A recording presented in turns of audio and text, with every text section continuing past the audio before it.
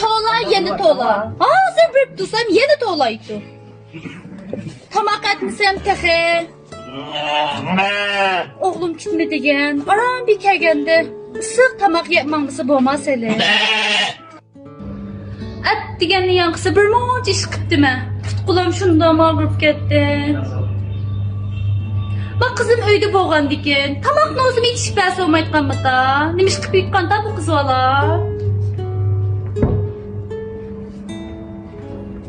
Ya, jibo deganni qilib toza, pul deganni tepib, nima bo'lmadimi ya? Qizilga bir suvay. Ey, makal pukularımı okulu uzun etken bolsam, dep jiboni qilib ketgan bolsam, kolxonlarım yarashib ketdi. Machachimni qanday qilsam machachimning pasunni. Bo'lma, mayinga chiqib. Sul degan o'ynab jibo degan qilib pul deganni tepib.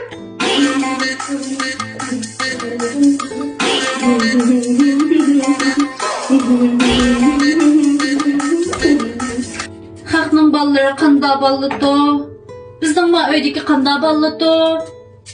Ma qizim bo'lgandikin, ma anam at degan yangi to'xtamay ish qilib, tomoqni o'sib itib, oldim qaykilar deyishni taxi bilmaydi.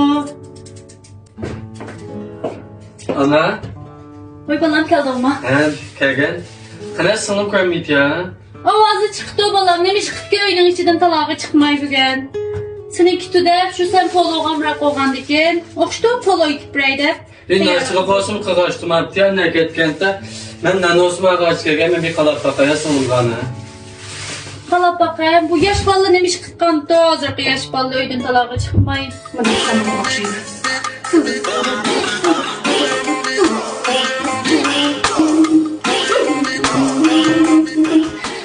Piringa qaramasam ham o'ldirishga turolsam. Banko olsam bo'ldi. Etama. Yaxshi. Bayiga. Liu. Valla etama. Mojing. She. Bayiga. La. She. Bayiga. She. Vay kim tabu. Jibo. She. Kogo liu. Ay nima ish bo'ldi da sanım sen? Jibo. Çık. Ay bu vahumut men torçal bunu bilan düşmədəmdən qıtran qalatama.